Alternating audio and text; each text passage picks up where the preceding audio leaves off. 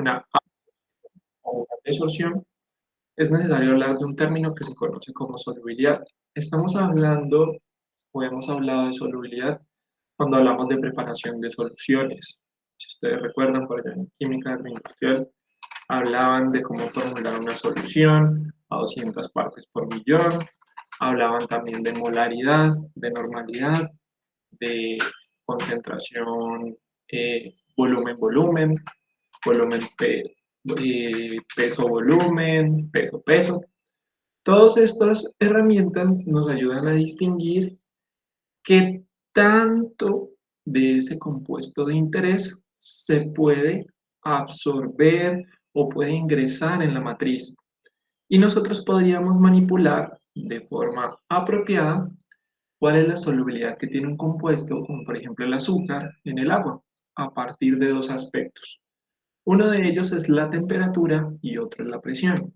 Si nosotros realizáramos o hiciéramos un seguimiento a cómo se da esa solubilidad a partir de la presión, ¿qué podemos observar? La presión aumenta la solubilidad, la disminuye.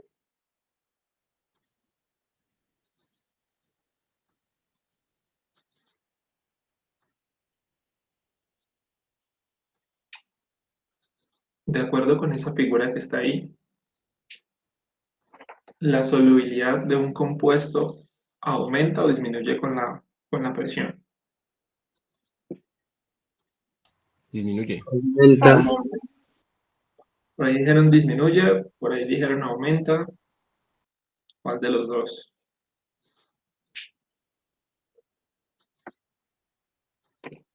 Pues es que ese es un gráfico directamente proporcional. Entonces ahí dice que mientras aumenta la presión, va aumentando la solubilidad. Ok, yo estaría de acuerdo con Ana. Muchas gracias, Ana. Siempre que tenemos un gráfico y en el eje X parte desde el punto izquierdo hasta el derecho, lo que nos dice es que básicamente esa variable va a aumentar de izquierda a derecha. Es decir, si yo tengo un sistema, yo puedo, a partir de la modificación de la presión, afectar qué tan soluble va a ser mi componente de interés en el sistema. Lo mismo que hacen algunas personas, que espero que no sean de este curso, que cuando quieren tomar café, entonces le adicionan y le adicionan y le adicionan hasta 5 de esos recipientes pequeños de azúcar y como que finalmente les gusta es como el dulcecito que tiene el café cuando lo preparan. Pues así mismo nosotros vamos a manipular estas variables de operación. La idea es que nosotros establezcamos para este sistema es el helio el que tiene la mayor solubilidad dentro del sistema, es decir, sería capaz de captar más de ese componente de interés, o sería el nitrógeno. Entonces, si el nitrógeno, aquí podemos ver que tiene una mayor solubilidad de ese compuesto de interés en el nitrógeno, lo podríamos aprovechar. Pero para este gráfico lo que nos dice es que la mejor opción o el componente es más soluble en oxígeno. Por tanto, si nosotros fuéramos a decidir qué material, qué gas vamos a utilizar para extraer ese compuesto de interés, pues yo esperaría que ustedes eligieran el oxígeno. ¿Todo esto para qué? Nosotros estamos viendo estas curvas y estas curvas son completamente lineales.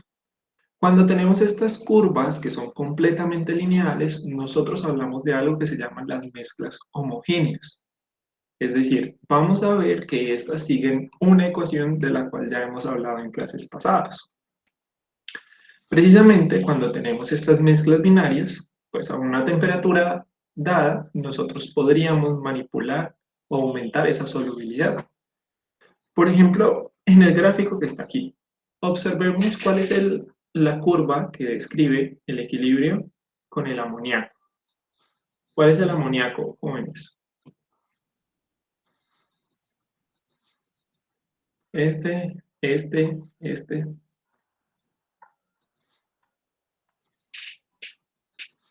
El de 10 y el de 30. Ok. Ahí nosotros tenemos dos curvas. Una de ellas es a 30 grados centígrados y otra es a 10 grados centígrados. Si nosotros queremos realizar el proceso de extracción, ¿cuál sería la temperatura más apropiada para extraer ese compuesto de interés? Porque los dos son amoníaco.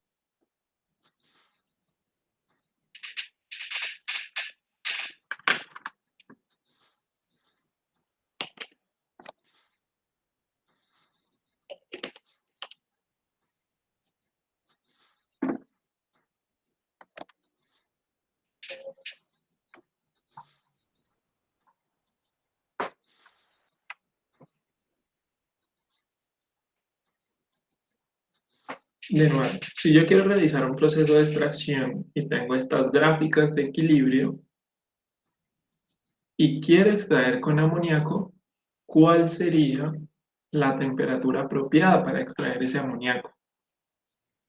¿30 o 10 grados centígrados? Profe, yo diría que en 10. Que en 10. Tú dirías que en 10, David. ¿Me podrías decir por qué tienes esa precisión? Profe, pues yo diría porque es más, bueno, ese de 10 sería más volátil, entonces sería como más fácil y menos costoso la separación. Ok. David dice, tiene su posición y él dice que a 10 grados centígrados. ¿Qué me dicen los demás? ¿Todos están Profe, de acuerdo? ¿de qué se iría a separar? O, dime. ¿De No te qué entiendo. separaríamos amoníaco en ese caso? Ahí estamos, hoy tenemos una curva, no nos dicen de qué material es, pero lo que nos determinan o lo que nos está representando esta figura es qué tantas fracciones en mol hay en el líquido con respecto a la presión parcial del gas. Es decir, en lugar de hablar de la concentración del gas, están hablando en función de su presión parcial. Pero si tiene una mayor presión parcial, quiere decir que tiene una mayor concentración. O sea que nos están hablando indirectamente de la concentración del gas con respecto a la concentración del líquido, pero no sabemos de qué compuesto es. ¿Alguien tiene una apreciación diferente a la de Ivy? Todos están acorde con lo que él acaba de mencionar?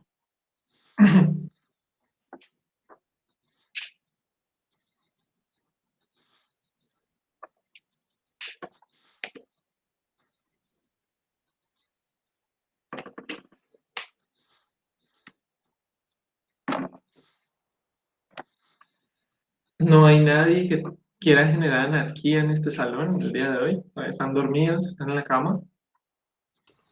Profe, acabé de observar algo. Dime. Es que abajo está el ácido clorhídrico y también está 10 Celsius, ¿cierto? Sí. Entonces, pues ahí, digamos que sea una evaporación o no sé. Bueno, que sea un proceso, entonces se irían juntos, ¿cierto? ¿Sí me Ok. entiende? Recuerda que aquí cada línea representa un solvente o un material ya sea absorbente o desorbente, y lo que tenemos es la curva de solubilidad, es muy parecida a la que hablamos anteriormente. Aquí tenemos diferentes materiales que podemos utilizar para extraer el componente, y lo que nos están hablando es cuál sería esa presión parcial en el equilibrio del gas, de la fase gaseosa, comparado a la fracción en mol del líquido. Por acá en el chat dice Luis Orlando, dice, profe, entre mayor diferencia de concentración entre los productos, más eficaz es el proceso de separación, pero en esa gráfica no sé cómo explicarlo. A ver, yo les estoy preguntando cuál es la temperatura apropiada para el proceso de extracción si se quiere utilizar amoníaco. No Pues les estoy es que preguntando. en el ejemplo del gráfico de ahorita decíamos que usáramos el oxígeno porque era el que tenía mayor solubilidad. Correcto. Y entonces yo diría que deberíamos usar el amoníaco a 30 grados Celsius porque en Y como que aumenta esa concentración. Es que no sé si el amoníaco va a ser el gas o va a ser el líquido, pero igual como que está casi que a 90 grados. Entonces digamos que como que, no sé, como que aumenta la concentración en el gas a medida que candidato, no sé, ya no sé. Ok, listo, Ana. Muchas gracias por tu comentario. ¿Alguien más opina igual que Ana? Todos están con David, hay una polarización, la mayoría no vota, no sabe, está indeciso.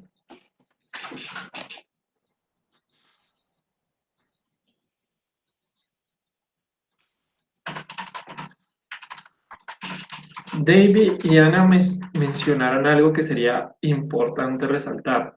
Lo primero es que David habló de volatilidad. Y si algo les expliqué en la primera clase a los dos grupos, fue que esa palabra, ¿qué? ¿Qué va a pasar con esa palabra ahora? Pues no aplicaba. Aplicaba era solubilidad del proceso de absorción. Ok, entonces si nosotros estamos hablando de absorción, la palabra volatilidad, más volátil, menos volátil, ya no la usamos. Porque es que ya no estamos evaluando qué tan fácil se volatiliza un componente. Lo que estamos hablando es qué tan soluble o no es ese compuesto de interés en diferentes matrices o materiales. Cuando empezamos a hablar, y yo les hago la pregunta, ustedes tienen dos curvas. Una curva de equilibrio para amoníaco a 30 y amoníaco a 10. David dice que él sugeriría la de 10 grados centígrados. Y Ana dice que seleccionaría 30 grados centígrados. Quien tendría la razón esta vez sería Ana, porque si nosotros tenemos una curva de equilibrio que es más empinada, es decir, tiene una pendiente más alta, tiene un valor más alto en Y, quiere decir que a una misma concentración en el líquido, es decir, de 0,15, la concentración que va a haber en el gas va a ser proporcional a 10 grados centígrados, aproximadamente unos 75 milímetros de mercurio a 10 grados centígrados, pero si hacemos el análisis para 30 grados centígrados es aproximadamente 210, 220. Si nosotros tenemos 210, pues miren que casi que tenemos 3 veces la concentración que vamos a tener a 10 grados centígrados. Es por eso es que nosotros tenemos que determinar también cuál va a ser esa temperatura apropiada para trabajar. Entonces, entre más empinada, más alta, mayor vaya a ser el valor de Y, asimismo va a ser nuestra concentración en el gas. Entonces, eso es lo que nosotros tenemos que determinar. Ahora, Ana mencionó, profe, es que no sé si es el gas, si es el líquido. Eso de momento no va a ser tan relevante, ya vamos a ver casos aplicados, pero Ana nos podría servir tanto para uno como para otro. Porque si yo estoy leyendo en Y y yo digo, no, pues yo voy a tener ese amoníaco y ese amoníaco observo que mi componente de interés tiene una presión parcial de 200. Si alcanza el equilibrio con el líquido, yo podría determinar que la concentración final de ese líquido va a ser de aproximadamente 0,14. O yo puedo decir lo siguiente, Ana, yo puedo partir de un líquido que en el equilibrio con el vapor va a alcanzar una concentración, no sé, de 0,10. Estoy utilizando amoníaco a 30 grados centígrados. Entonces me paro, busco la curva de equilibrio y digo, va a alcanzar el equilibrio cuando el vapor tenga una presión parcial de ese soluto de aproximadamente 125, 120. Entonces nos puede servir para los dos. Podemos empezar a leer desde Y, si partimos, si tenemos el gas, y podemos empezar a leer desde X, si lo que tenemos inicialmente es el líquido. O sea que podría servir para cualquiera de los dos. ¿Vale? Este gráfico, pues, es una medida o relaciona qué tan soluble puede ser ese componente de gases a nivel de agua líquida a diferentes temperaturas.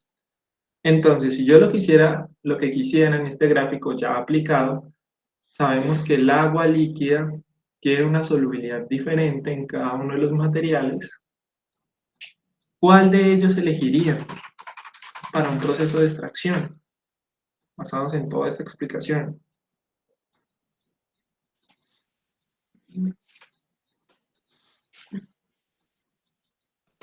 Tienen 4 curvas. ¿Cuál de esas elegirían para el proceso de extracción?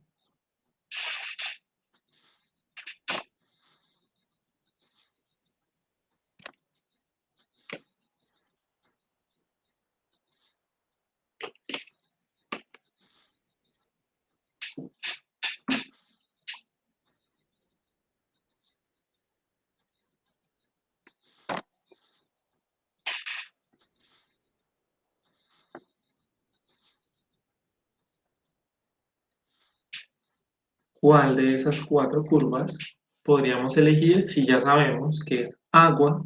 Lo que se está evaluando es la solubilidad que tiene el agua en diferentes materiales.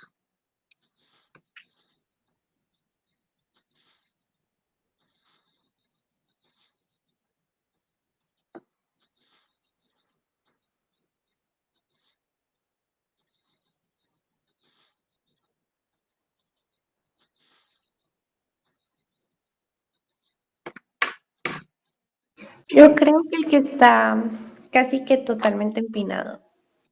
Ok, entonces, totalmente empinado, supongo que te refieres a la pendiente, Ana. Como este material que está acá. ¿Sí? ¿Cómo se llama este según su clase de química? Eso es un dióxido de azufre. Ok, muy bien, Diego. Entonces, si nosotros quisiéramos realizar un proceso de extracción y estamos buscando la afinidad que tiene el agua, pues miremos que la afinidad que tiene el agua es muy alta, es muy soluble. Entonces, el material que yo utilizaría para el proceso de extracción sería dióxido de azufre. ¿Listo? Para eso nos sirven estas curvas de equilibrio. Estas mezclas, nosotros podemos determinar básicamente cuál va a ser esa concentración final de nuestro componente. También nos va a servir para definir. Tenemos 3 materiales. ¿Cuál de ellos vamos a utilizar como material absorbente o desorbente? ¿Listo? Estas curvas solo se pueden realizar a nivel experimental, es decir, tendría uno que ir al laboratorio e ir a censar qué es lo que está ocurriendo con cada uno, para saber cuál es el efecto de la presión del sistema, de la temperatura del sistema. Y pues imagínense lo que les he venido contando. En un proceso de extracción se tienen diferentes curvas a diferentes temperaturas y uno lo que hace es ir a ellas para consultar qué va a pasar en el proceso. Ahora, ese título que está ahí, que dice mezclas binarias, pues nos sirve para algo. Y es que en el caso de los líquidos, uno tiene esta noción. A mayor presión parcial en el gas, menor presión tendrá en el líquido. ¿Sí? ¿Lo recuerdan? ¿O no tanto? De esto ya hablamos en clases pasadas. A mayor presión parcial en el gas, menor presión tendrá en el líquido. Por tanto, ese compuesto que va a pasar si tiene una baja concentración en ese líquido, va a tener ¿qué?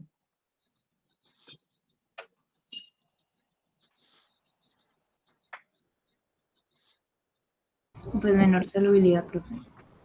Ok, bien, Daniela. Y en el caso contrario, nosotros podríamos establecer que un compuesto, espérense que por ahí vi que escribí mal el mayor solubilidad. Ese yo se los corrijo y se los subo ahorita, ¿vale? Pero a mí lo que me interesa en estos momentos es que ustedes identifiquen que nosotros podemos manipular la presión de forma conveniente. Y vamos a empezar a hablar de qué ocurre cuando nosotros tenemos más componentes.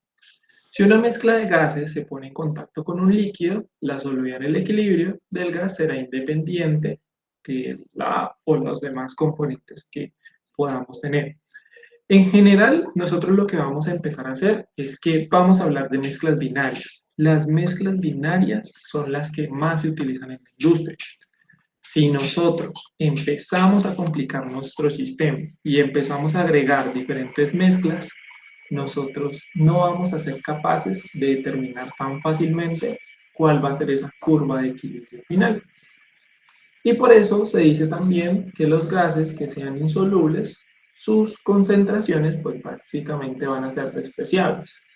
¿Qué quiere decir? Piensen ustedes en que inicialmente pueden tener un líquido o pueden tener un gas que tiene 7 componentes, de los cuales, de esos 7 componentes, 6 de ellos son solubles en matrices apolares. 6 de ellos son solubles en matrices apolares. Y uno de ellos es soluble en matrices polares. Si yo lo que quiero extraer es ese componente que tiene afinidad polar, ¿qué podría ser?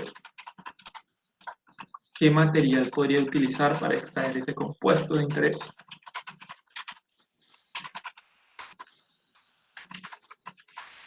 ¿qué va a pasar?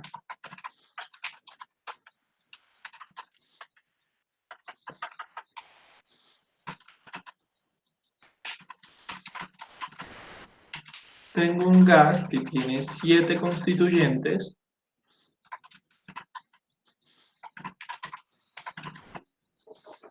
de los cuales 6 son de tipo apolar y tengo uno de ellos que es polar. Si yo quiero extraer este, que es de naturaleza polar, ¿qué solvente o qué material podríamos utilizar para tratar de captar la mayor concentración posible?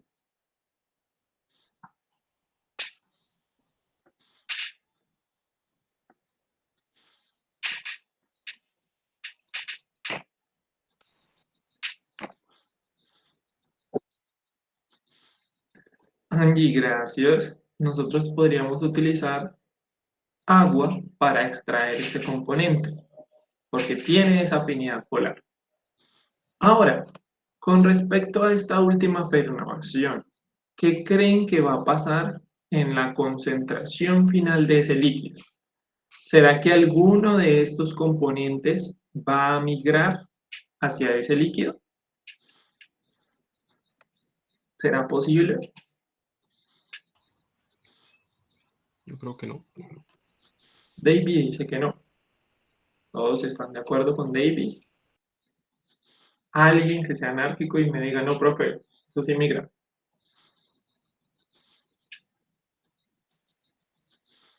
Resulta que en el caso de la destilación, nosotros hablábamos de que pueden haber trazas de otros componentes. Es decir, por diferencias en volatilidad, podría llegar a ese líquido parte de alguno de esos componentes. Sin embargo, cuando nosotros estamos realizando un proceso de absorción o de desorción, como lo que evaluamos en la solubilidad, pues no hay cómo nosotros podamos arrastrar alguno de estos componentes que son apolares. Por eso es que, si bien nosotros podemos empezar con una matriz que tiene muchos constituyentes, al final el análisis en qué se centra, en mezclas binarias, porque solo va a migrar un componente polar en el agua, y el agua es un componente y este componente serían dos componentes, una mezcla binaria, ¿vale? Por esta razón es que si ustedes tienen un ejercicio, un caso práctico, en donde ustedes tienen 2, 3, 5, 7 componentes y solo uno de ellos tiene afinidad con ese solvente o con ese material, ya sea absorbente o desorbente, pues nosotros lo que vamos a tener, todo se va a reducir a una mezcla binaria.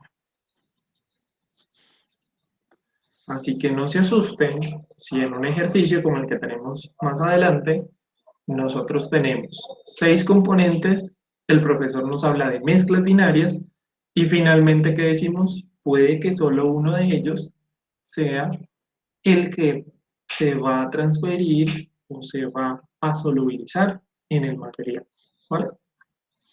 Entonces, pues si bien nosotros tenemos la mayoría de mezclas binarias, cuando tengan procesos de extracción en los cuales no sea un solo constituyente el que pase a nuestra matriz líquida, puede que la inserción o que la transferencia de masa de uno de estos componentes puede que afecte la solubilidad del sistema.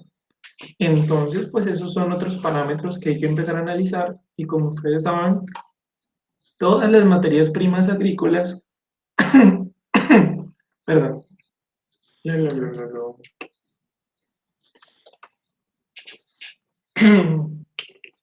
cuando tenemos materias primas agrícolas, pues nosotros básicamente vamos a tener muchos constituyentes, agua, sales, carbohidratos, que pueden modificar la solubilidad de nuestro sistema. Entonces, pues es necesario realizar análisis mucho más profundos. ¿Ok? Les voy a contar sobre algunos procesos que se utilizan en donde vamos a tener materiales que pueden absorber o desorber. En este caso, se utiliza el propano y el butano gaseosos de una mezcla se disolverán por separado en un aceite de parafina no volátil, ¿vale? Entonces, ¿quién es el material que está ganando componente de interés? ¿Es el gas o es el líquido?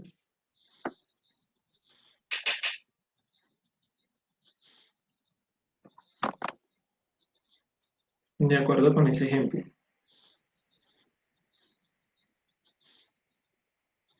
¿Quién pierde y quién gana?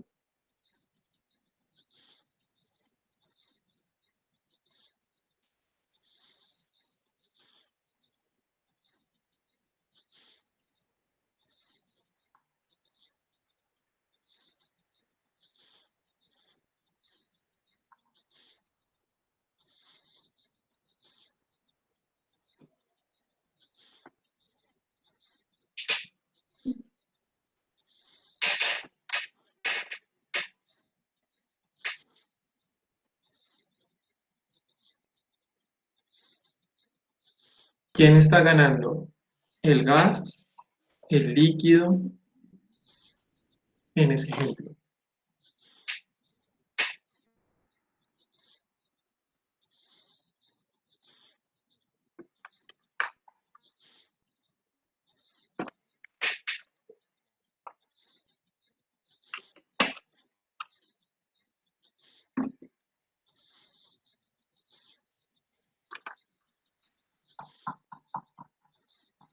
Tenemos propano y butano gaseosos de una mezcla.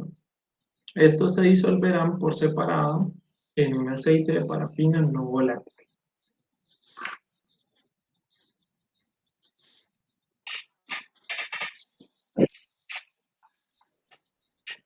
Daniela dice sería el líquido al no ser volátil.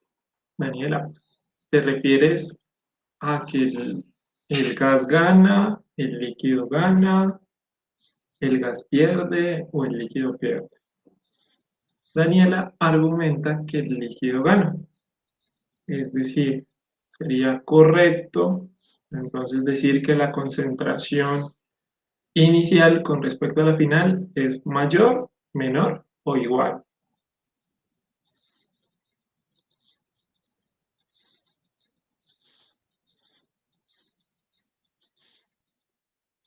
Entonces Andrés dice que es mayor.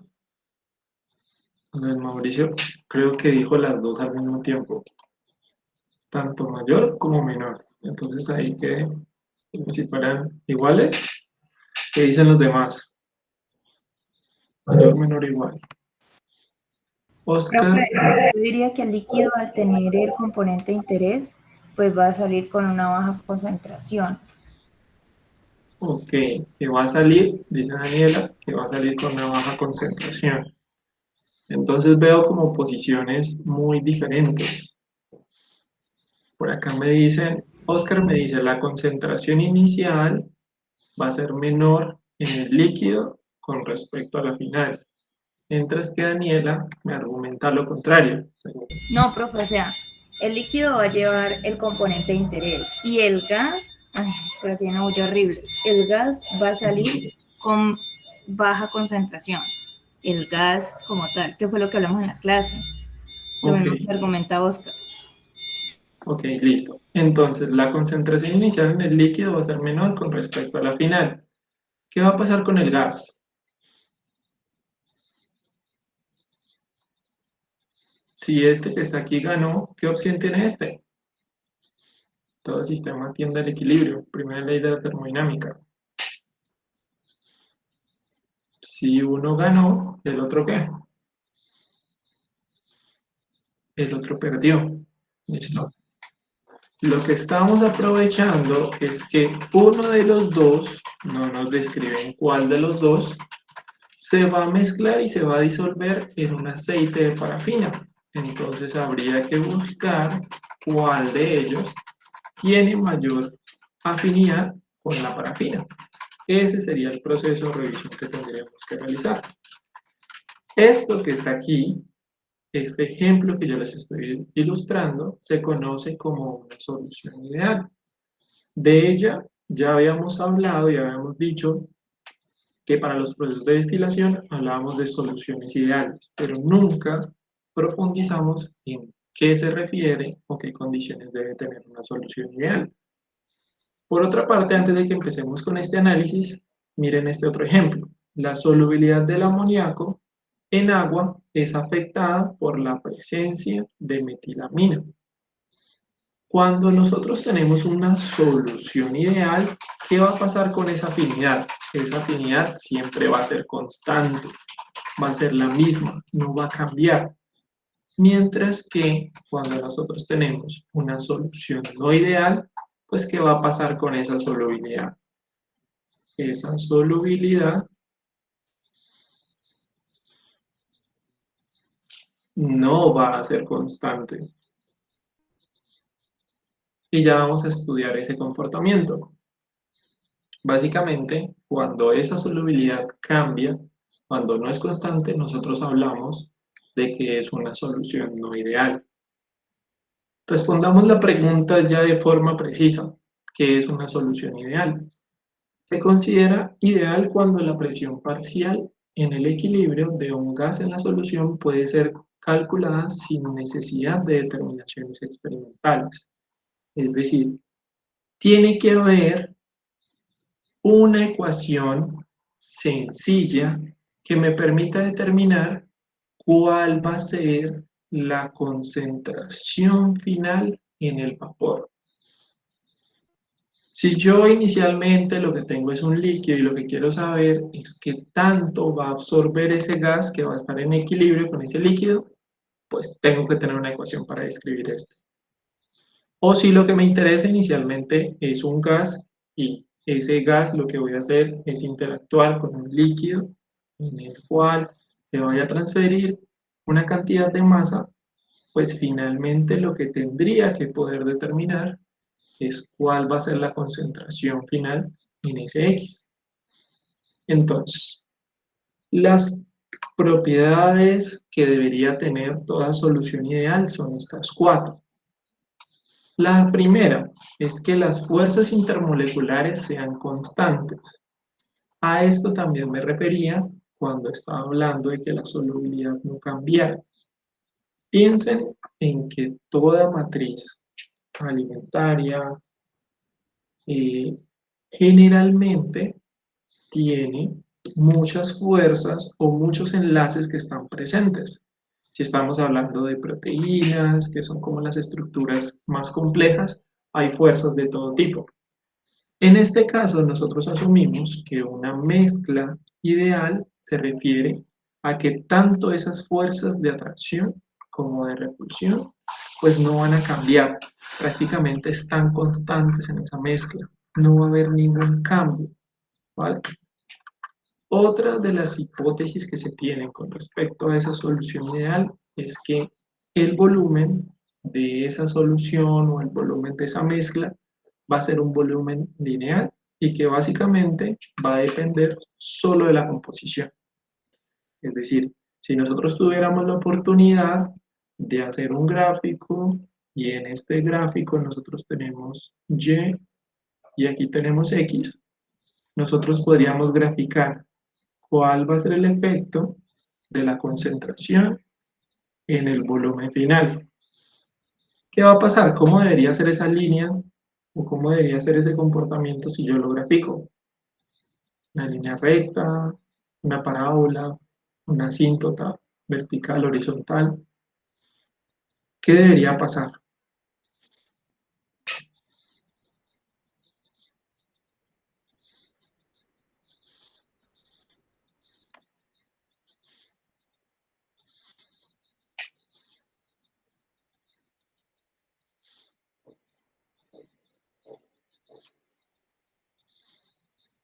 Puede ser lineal, ¿no, profe? Incluso ahí mismo lo están diciendo. Es lineal, es decir, que parte desde cero y se incrementa con la composición. Es decir, que la pendiente de esta línea debe ser una constante. Y entonces uno puede determinar, ir a las tablas y buscar cuál es la pendiente del volumen de una mezcla homogénea de etanol-agua. Y entonces uno podría fácilmente calcular para una determinada porción o concentración de ese componente de interés, esa mezcla qué volumen va a manejar. Y esto es importante para el diseño de equipos. En el diseño de equipos uno no llega y dice, bueno, yo necesito aproximadamente un tanque de tanto porque si voy a manejar una solución de 500 litros, entonces yo compro un tanque de 500 litros. No. Cuando yo estoy concentrando el agua, cuando estoy concentrando otros compuestos, el volumen va a cambiar. Entonces yo tengo que saber hacer estas proyecciones.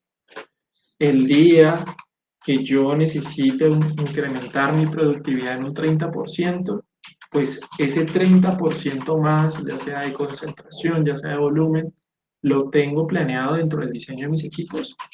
Eso es importante, ¿vale?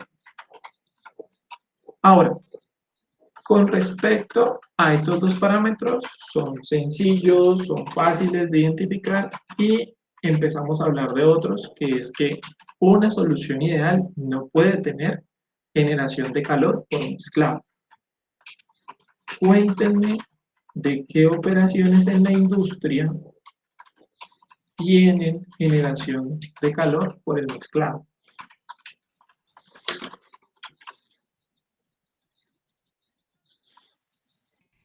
Yo creo que lo vieron si vieron química, ya sea orgánica o inorgánica, yo creo que ya deben tener claro que uno cuando está preparando una solución y tiene dos componentes, tiene un orden en el cual se adicionan estos componentes y no los puede agregar en otro orden diferente.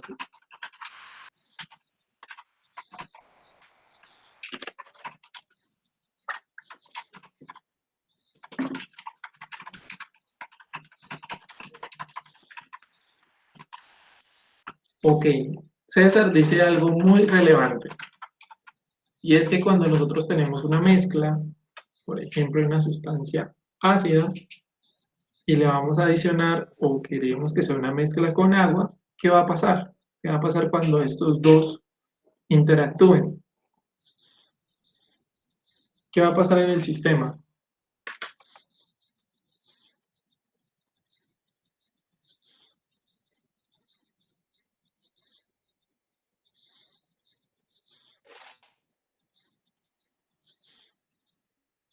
Va a haber un cambio de calor en el sistema y es una reacción exotérmica. Por ser exotérmica, liberan o absorben calor.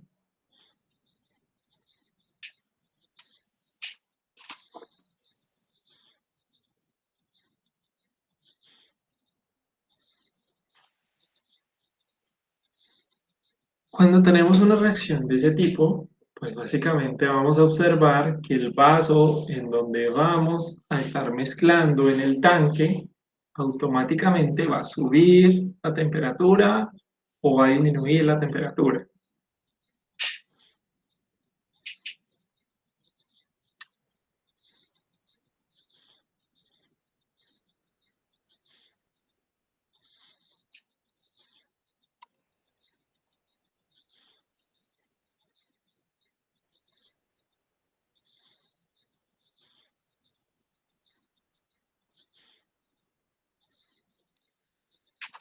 Bueno, nos queda de tarea saber qué pasa en ese tipo de soluciones.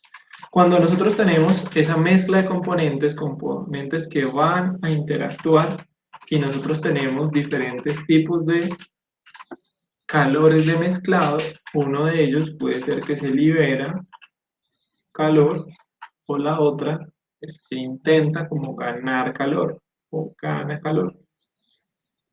Cualquiera de estos ejemplos que están aquí van a afectar la solubilidad de mi sistema.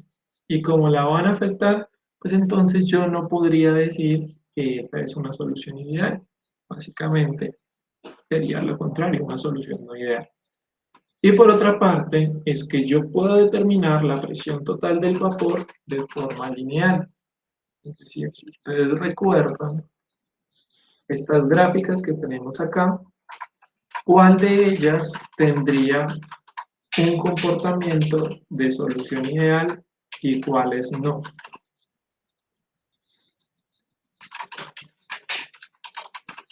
Vamos a determinar con base en la explicación que les di hace un momento, ¿cuál de esas soluciones serían ideales?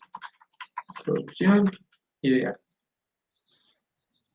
Tenemos 4 curvas o 4 componentes o 4 condiciones y estamos determinando cuáles de ellas serían una solución ideal. Fijemos una pauta y digamos cuál de ellas lo son.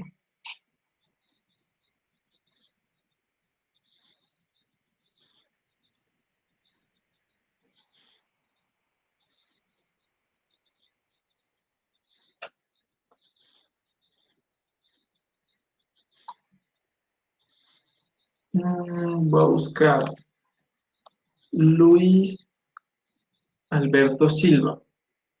Luis Alberto, dime, con base en la explicación anterior, ¿cuál de esos podría ser una solución ideal?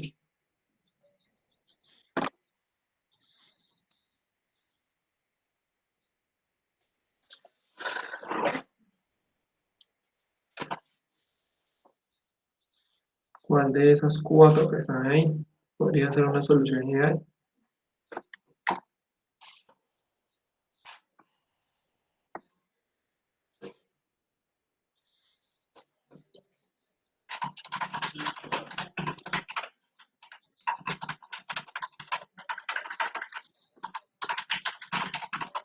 Creo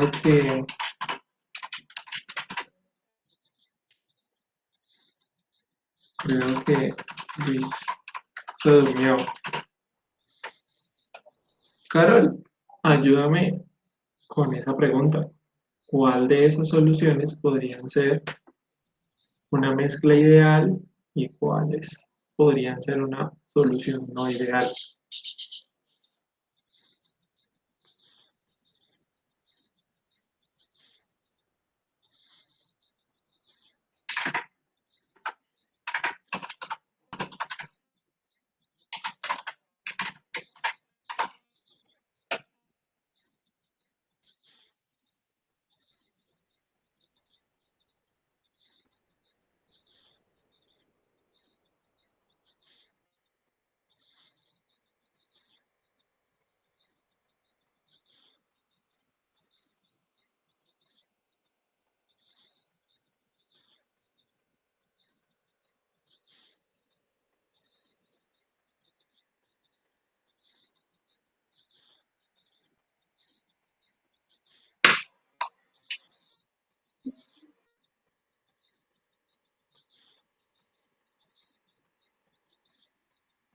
Laura, Laura Arias, ¿me ayudarías? Por favor, ¿podrías salvar la patria y decirme con base en la explicación anterior cuál de esas podría ser una solución ideal?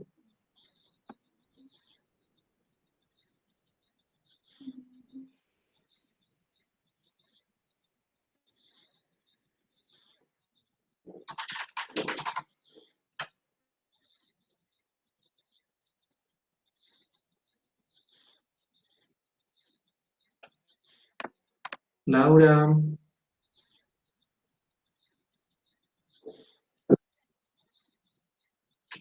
Profe, dime Luis. sería la del propano y el butano, que dice que, pues ahí en el texto dice que la mezcla de estos dos sí sería Ok, una solución volátil, ve, una no volátil. Luis, pero estamos hablando sí, pero con lo que hemos visto, de acuerdo a esta explicación, estaríamos hablando del amoníaco, pero mira que aquí lo que dice es que básicamente la solubilidad del amoníaco en agua es afectada por presencia de este componente. Pero, ¿cuál de las dos curvas dirías tú que tiene una solución o que es una solución ideal, una mezcla ideal? ¿Esta?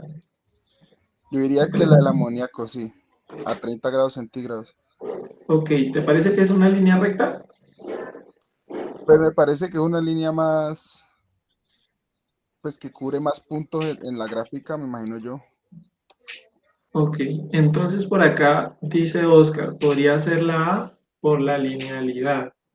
Entonces supongo que la A se refiere a esta también. Sí, a la de 30 grados centígrados amoníaco.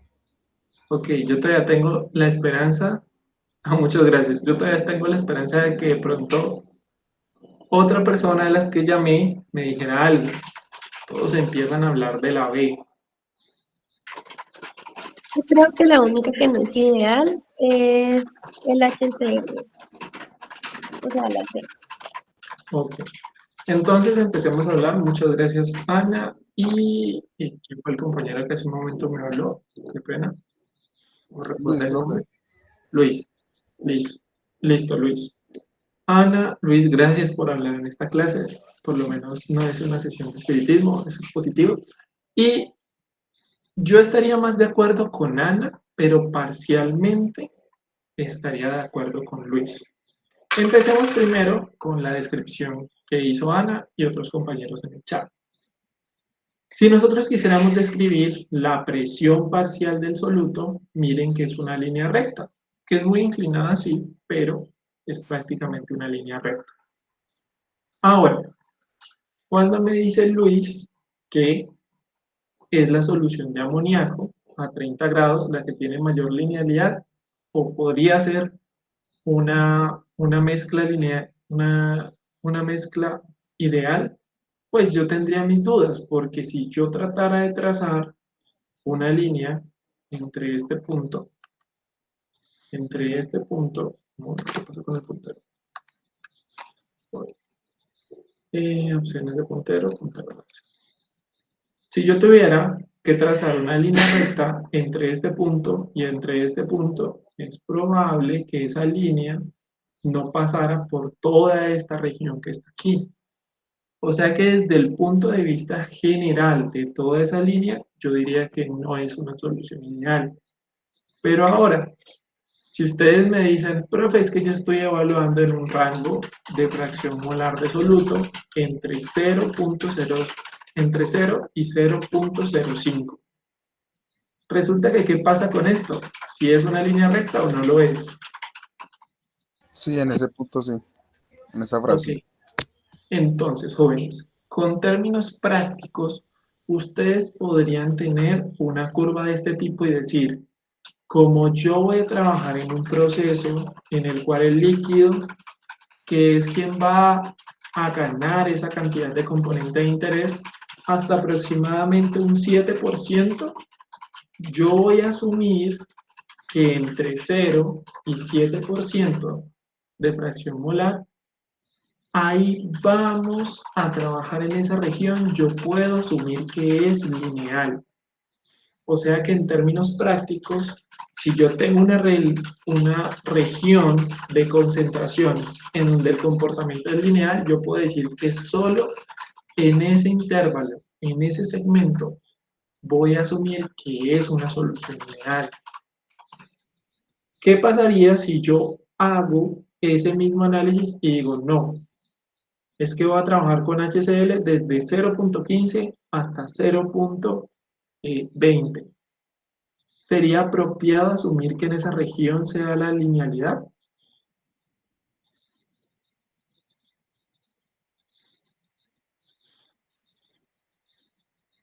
Entre 0.15 y 0.20. ¿Sería apropiado asumir esto? No, No. Entonces van a encontrarse con ejemplos en donde uno podría definir que en esta región no se da la linealidad, pero miren qué pasa con esta curva de amoníaco a 10 grados centígrados entre 0 y 0.7. Prácticamente es una línea recta. Entonces esta curva de color o de letra E lo que representa es que podemos asumir que hay idealidad en ciertas concentraciones, en ciertos intervalos. Y eso nos va a agilizar mucho el proceso de análisis. ¿Ok? De esto ya hablamos. Y entonces, presión total del vapor con comportamiento lineal en función de la fracción molar. ¿No les parece que de esto ya hablamos hace un tiempo? Y hablamos de una ley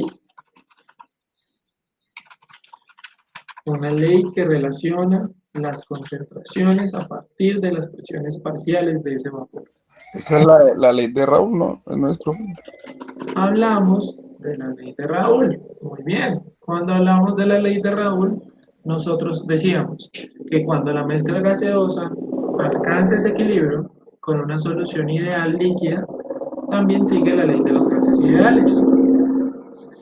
Y que por tanto, la presión parcial, que la denotábamos de esta manera, de un soluto gaseoso, es igual al producto de su presión parcial a la misma concentración, a la misma temperatura por su presión en mol. ¿Qué quiere o qué traduce esto? Pues que finalmente yo podría determinar cuál va a ser la presión parcial de ese gas en el equilibrio con respecto a la concentración en el líquido y a la presión de vapor de ese sistema. ¿Vale? Ahora, si nosotros, debido a que lo que queremos representar es cuál va a ser la concentración en el líquido, pues nosotros podríamos transformar esta ecuación. Para hacerlo tendríamos que saber cuál es la presión que se alcanza en el equilibrio con respecto a esa presión de vapor. O sea que esta ecuación que está aquí nos sirve si nosotros inicialmente tenemos la concentración en el líquido, sabemos su presión de vapor, podemos estimar qué presión se va a alcanzar en el equilibrio. O viceversa, sabemos las presiones parciales en el gas cuando ya ha alcanzado el equilibrio, podemos calcular en un proceso donde sea el líquido quien esté absorbiendo ese componente, pues entonces, ¿cuál va a ser esa concentración final en el líquido? ¿Listo? Y entonces miren la diferencia entre una solución ideal y una solución no ideal. ¿Qué pasa aquí? ¿Te da esa linealidad?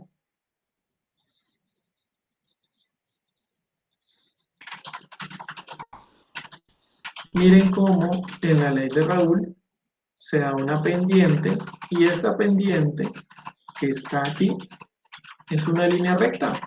El cambio en la variable y con respecto a la x básicamente es una línea recta.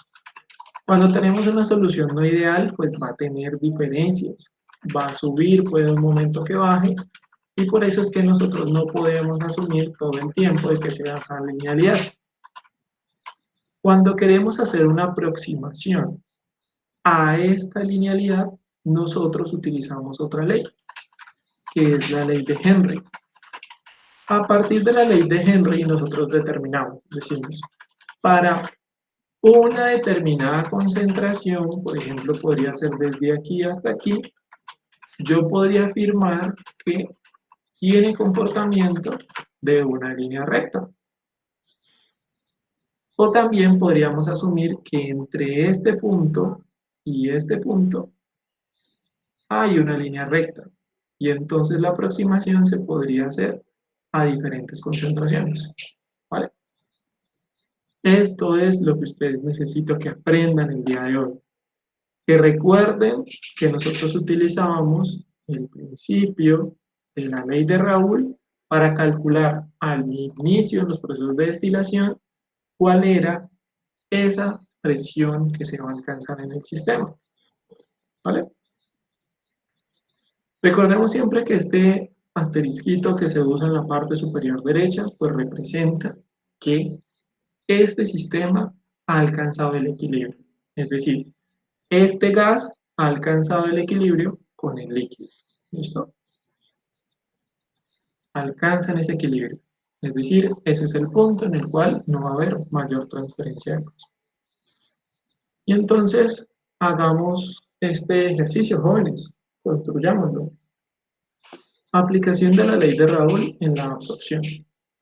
Después de estar en contacto durante bastante tiempo con un aceite hidrocarburado y después de alcanzar el equilibrio, una mezcla gaseosa tiene la siguiente concentración o composición a una presión total de tanto. ¿Vale? Y entonces nosotros tenemos que el gas, los gases que están presentes son metano, etano, propano, propano, butano y pentano. ¿Listo? Y que la composición inicial de estos es 60, 20, 8, 6 y 6. De acuerdo con esta información que nos están brindando, ¿quién es el que está ganando compuesto de interés? ¿O quién lo está perdiendo, por decirlo así? Cualquiera de los dos me lo pueden responder. ¿Es el gas el que está ganando? ¿Es el líquido el que está ganando? ¿Es el gas el que está perdiendo? ¿Es el líquido el que está perdiendo?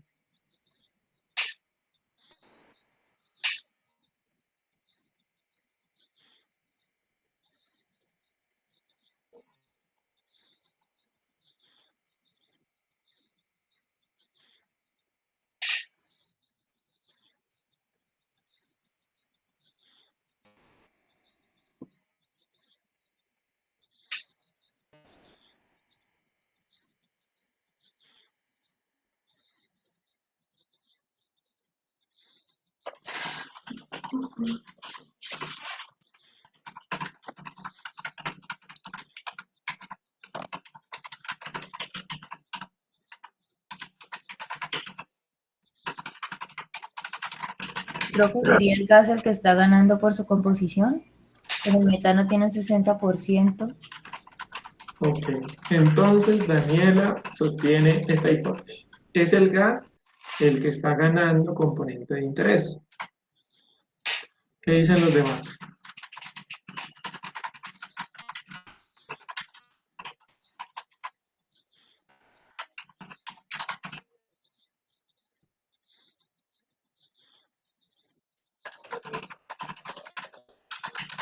¿Todos están de acuerdo? ¿No? ¿Nadie? Daniela, gracias por el comentario. Por acá dice Juan Felipe que está ganando el gas.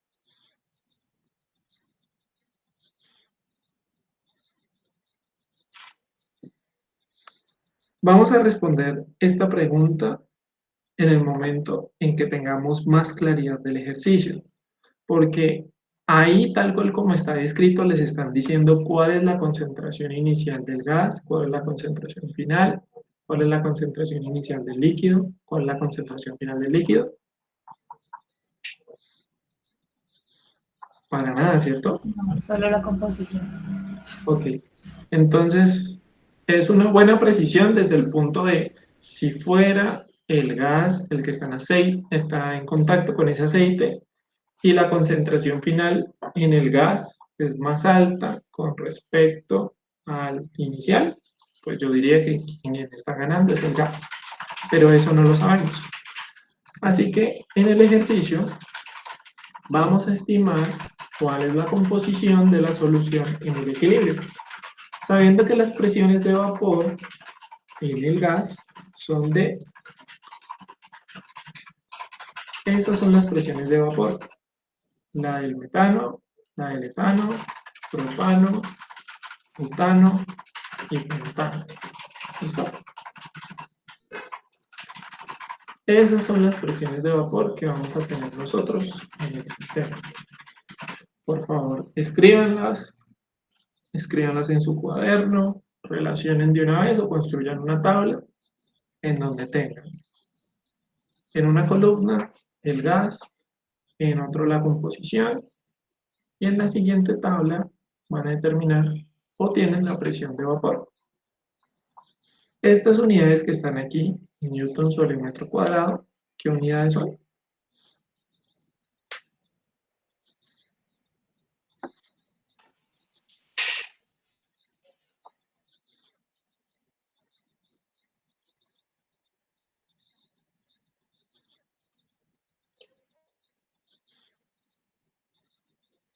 Por acá, Juan Felipe dice que Julio.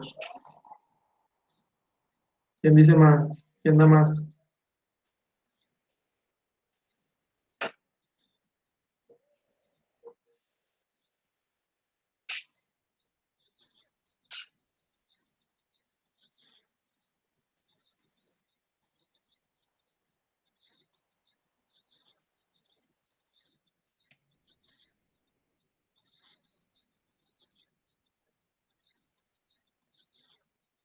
Kilopascales, dicen por ahí. Pascales, pascales. Acuérdense de ese chiste malo. Están jugando a las escondidas y en esas escondidas está Newton tratando de buscar a Pascal y entonces dibuja un metro cuadrado en la parte de abajo y dice por Pascal, Newton sobre metro cuadrado. Okay, chiste malo. Estas unidades siempre serán pascales, porque aquí ya nos dicen la presión total del sistema es Newton sobre metro cuadrado. En unidades internacionales, esto se representa como pascales. ¿Listo? ¿Ya registraron cada una de estas? Sí, chistes malos, lo sé. Ok, entonces, para registrar o llenar esta tabla, pues nosotros ¿qué vamos a utilizar? Vamos a utilizar la ecuación de Raúl. ¿Cómo utilizamos la ecuación de Raúl? Entonces, vamos a tomar, para poder estimar cuál va a ser la concentración en el líquido, pues tiene que ser en función de la presión de vapor y la presión parcial en ese gas. ¿Ok? Entonces, nosotros tenemos estos datos que están acá. Tenemos cuál es el gas, tenemos la composición, tenemos de momento cuál es la presión parcial, no la tenemos todavía. Recuerden que lo que nosotros tenemos aquí, estas composiciones, no son estas mismas que están aquí. ¿Por qué no son las mismas, jóvenes? Alguien que me diga, alguien que me hable el día de hoy, que me siento solo.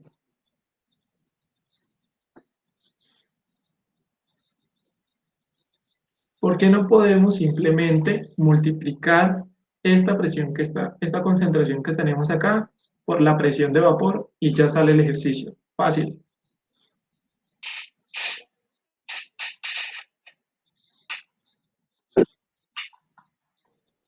Por acá dicen, Andrés Mauricio nos dice que es porque no está puro. ¿Listo?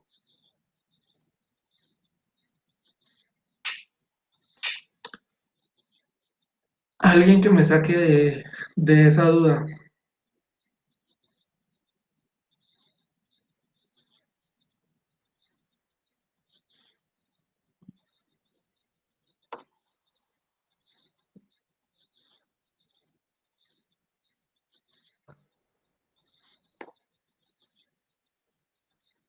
Alguien dice fracción molar.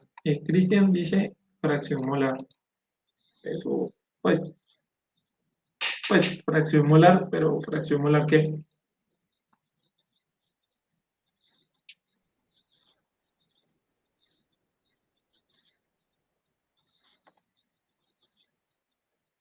Daniela Camacho. Cuando tú me estabas explicando que era el gas el que estaba ganando ese componente de interés, ¿por qué me hablabas del gas? Espere, profe, repítame que es que aquí hay un carro que no me deja oír.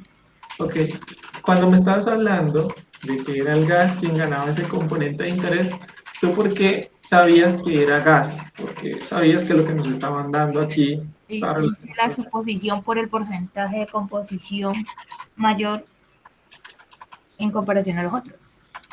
Ok, entonces, algo interesante que asumió Daniela, y que a todos nos va a servir, es que aquí nos están hablando de quién, composición de quién. Nos están hablando de la composición del gas. Y si algo hemos aprendido a través de los quizzes, a través de los ejercicios, es que si nosotros vamos a hablar de composición del gas, nunca lo expresamos con una X. ¿Cómo lo expresamos? Siempre utilizamos una Y. Bien, por ahí vamos bien. Hemos perdido ese mes y medio de clase prácticamente ya. Muy bien. Ahora, entonces, pregunta, ¿cómo calculamos estas presiones que están acá?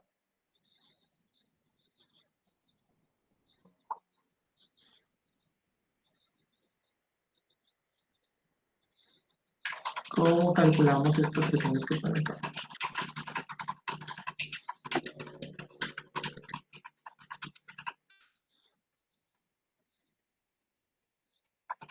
Estas presiones que están acá, que son las presiones parciales, Ya sé pues, cuál. dime, Daniela. Lo que hice fue, no sé si fue de chiripas, pero cogí ese 2 por 10 a la 4, pero me dio en la primera, no hice la otra. Y lo multipliqué por el porcentaje de composición. Ok, pues eso que acaba de hacer Daniela es lo que todos en teoría deberíamos haber hecho. Para saber cuál es la presión parcial, nosotros lo que hacemos es multiplicar la presión total por la composición de ese gas. ¿Listo? La presión total del sistema, Daniela. Sería 2 por 10 a la 4. 2 por 10 a la 4 pascales. ¿Listo? Muchas gracias, Daniela, por haberme ayudado con esta parte. No estamos solos. Bien, esa es la actitud. Esta concentración que está aquí, nosotros la vamos a utilizar en términos de porcentaje, cuando nosotros estábamos calculando cuál es la presión parcial que tiene ese componente dentro de nuestro sistema. Por esa razón, es que hace un momento les mencioné cuál era la presión total del sistema. Si nosotros sabemos cuál es la composición de ese gas, nosotros podemos multiplicar una por la otra y así calculamos cuál es la presión parcial de ese vapor. Hagan por favor el cálculo, repítanlo, háganlo, verifiquen con cada uno, háganlo con propano, háganlo con butano, háganlo con el pentano. Es consecuente que si estos tienen la misma concentración dentro del gas, pues su presión parcial vaya a ser la misma, porque finalmente es presión total por su composición. ¿Listo?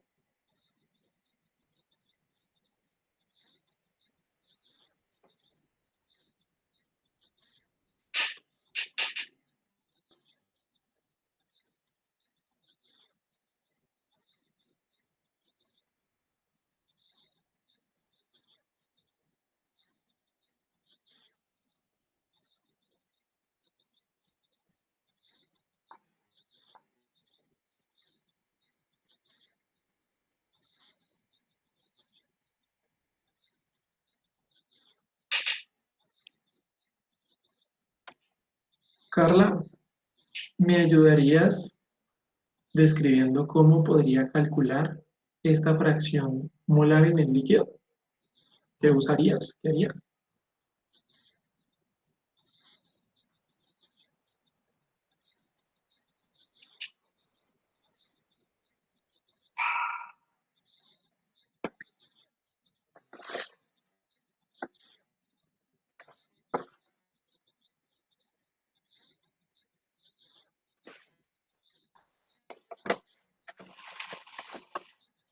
Carla, ¿estás ahí?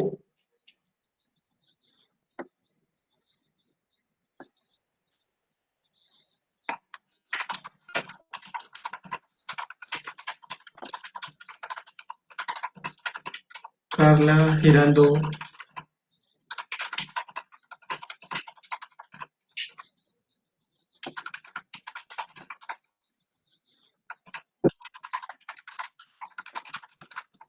listo, Carla, ¿me ayudarías diciéndome cómo podría calcular la fracción molar del líquido?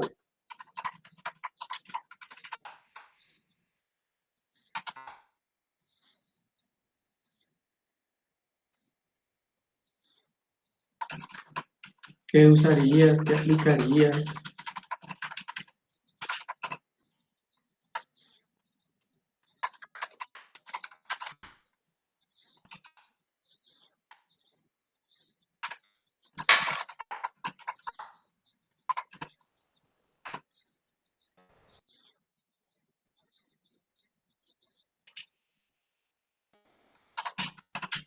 Carla, ¿cómo calculamos esa fracción molar del líquido?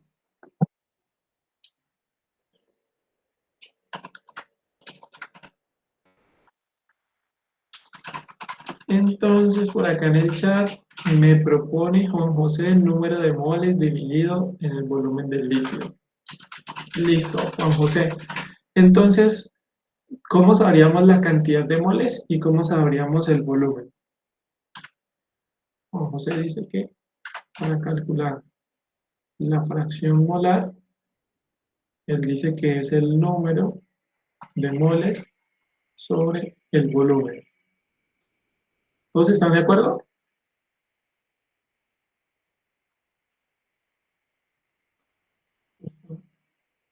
En moles, en esto que está acá.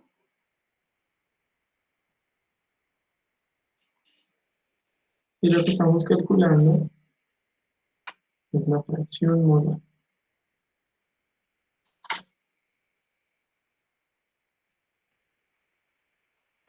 ¿Todos están de acuerdo con Juan José?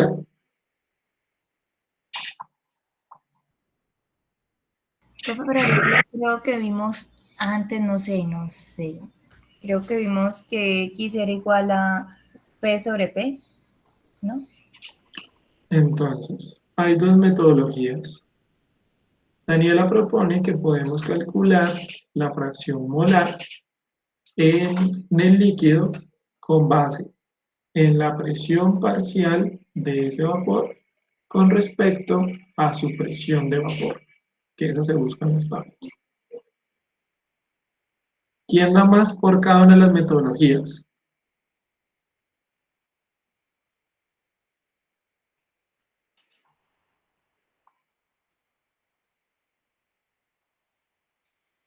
Esto estaría en pascales y este que está aquí estaría en pascales.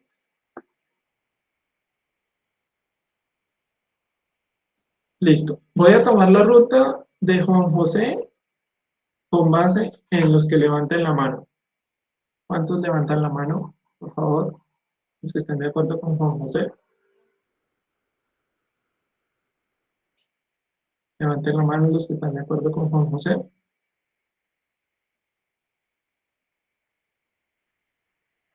Juan José, también puedes votar por ti. O sea, listo. Una persona con convicción. Listo. Entonces tenemos una persona.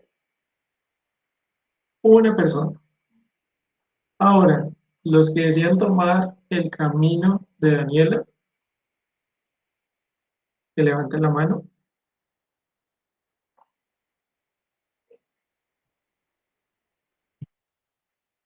Entonces, calculo que hay alrededor de unas... Sí, recuerden que este curso también promueve la enemistad a partir de levantar la mano y de otras actividades. Más o menos unas 10 personas levantaron la mano. Lo cual me hace preguntarme qué están haciendo las otras 26 personas en la llamada, ¿no? Más o menos. ¿A qué se estarán dedicando las otras 26 personas de la llamada? No sé, es extraño. Pero bueno, a ver, alguien que me explique por qué la propuesta de Daniela tendría sentido y alguien que me explique por qué la propuesta de Juan José tendría sentido.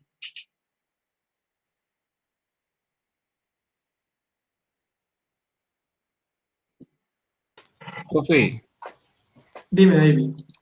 es que yo tengo una duda respecto a las unidades, porque ahí deberían de quedar en moles, ¿cierto? Siendo fracción molar. Ok, fracción molar. ¿Cuáles son las unidades de la fracción molar? Moles sobre moles, ¿cierto? Si se cancelan las unidades. Ok, Ana María dice que se cancelan las unidades. ¿Qué dice David? ¿Quedas satisfecho con esa respuesta o no? Sí, pues a eso iba prácticamente la pregunta Ok. respecto a lo que dijo Daniela, pero sí. O sea, desde tu conocimiento, entonces Daniela tendría la razón. Juan José, ¿alguien que quiera defender tu hipótesis? Que veo que te dejaron solo. ¿La quieres defender tú?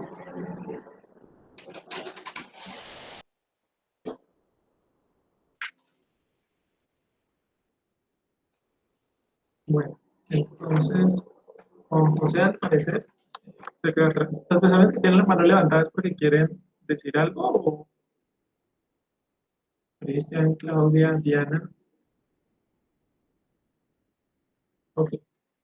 Entonces, desde un punto de vista práctico, yo diría que la solución de Juan José, en este caso, pues tendría un enfoque, digamos que inapropiado, porque cuando nosotros estamos haciendo el cálculo, moles sobre volumen, lo que nos quedaría es cantidad de volumen, o sea, cantidad de moles en un volumen. Y esto nosotros no lo hemos representado como una fracción molar. A que por esa parte yo no estaría tentado a que fuera esta solución. Nos queda la solución de Daniela. Pues Daniela lo que hizo, o lo que podemos hacer a partir de esto, es determinar cuál es la fracción molar con base en las presiones parciales y presión de vapor. Cuéntenme entonces qué valor obtuvieron para cada uno, qué concentración o fracción molar habría de etano en, en, la, en el líquido. ¿Cuál sería la concentración del propano? ¿Cuál es la del butano? ¿Y cuál la del pentano? Yo lo sigo.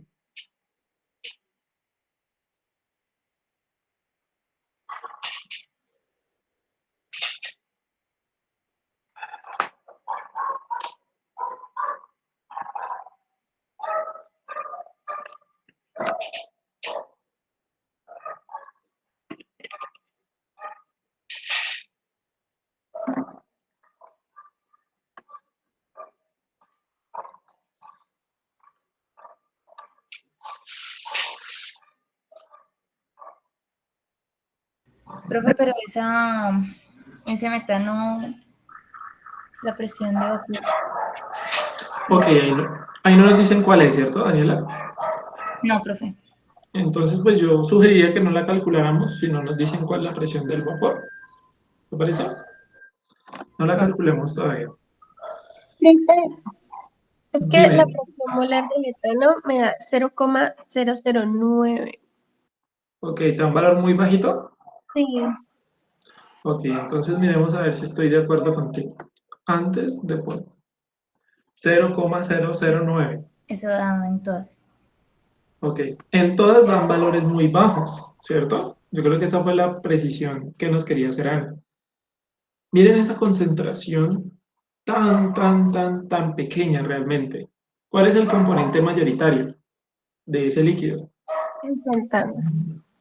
El pentano, ¿cierto? Entonces nosotros lo que tenemos ahí principalmente es pentano. Tenemos un 18,2% más o menos. Ahora, para responder la pregunta que nos iba a hacer Daniela, ¿por qué del metano no sabemos la presión del vapor? Pues resulta que la presión de vapor del metano es tan alta, es tan alta, que en este caso, pues no la registramos. Y aparte de eso, si nosotros hiciéramos un cálculo y nosotros estuviéramos sumando como todas las concentraciones, todos los valores, miren que la composición en porcentaje me da 100, la presión total del sistema nos da 20.000, el valor que teníamos que era la presión total del sistema, pero miren que cuando estamos sumando la fracción molar del líquido, no nos da el 100%, nos da 26. ¿Qué será ese 74% restante. El metano. Ahí está, Ana, tú lo acabas de describir. No hay por qué calcular la fracción del metano, porque el metano es como el principal medio de transferencia de estos componentes. O sea que el metano juega el papel como el material que va a tratar de captar o es el que es afín con todos estos otros componentes.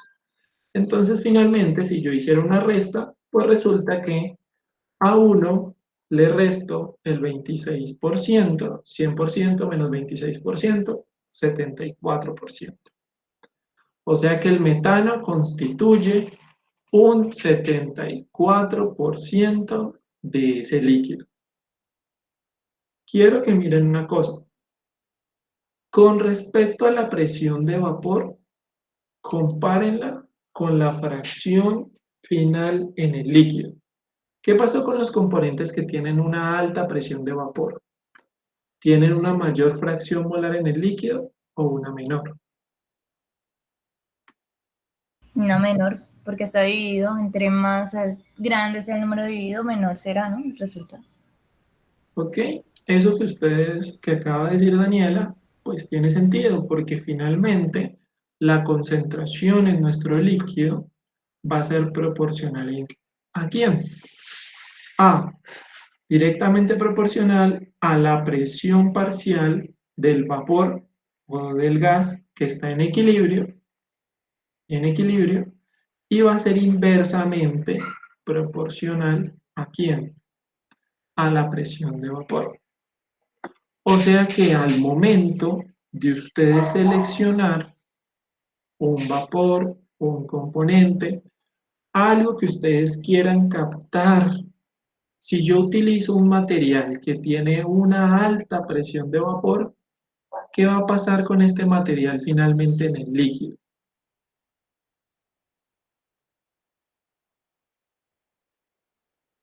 ¿Cómo va a ser esa concentración molar en ese líquido al final? Menor. Muy bajita. Va a ser muy baja. Entonces, otro criterio de selección para definir qué material voy a utilizar para extraer es la presión de vapor. Si ese componente que está aquí tiene una alta presión de vapor, yo voy a garantizar de que como su presión de vapor es tan alta, su presión en el líquido es muy bajita. Entonces, cuando compite el gas o el vapor con el líquido, lo que va a decir, hey, yo no me voy al líquido, yo me quedo principalmente en el vapor. Entonces, este criterio que está aquí, ustedes tienen que tenerlo en cuenta. Cuando les pregunten en una industria, entre dos materiales, entre dos componentes, y uno de ellos ustedes no quieran que esté en ese líquido, entonces ustedes sabrán que el que tenga una presión de vapor más alta va a estar en menor concentración en el líquido. Entonces, este es otro parámetro de diseño. Si mi componente, mi compuesto de interés, tiene una presión de vapor muy pequeña, quiere decir que va a ser fácil de solubilizar en un líquido. Pero si tengo un componente que tiene una presión de vapor muy alta, prácticamente va a ser insoluble en mi líquido. Por eso es que en las diapositivas pasadas yo les hablaba. Si un componente tiene una alta presión de vapor, su solubilidad en el líquido va a ser más baja. ¿Listo?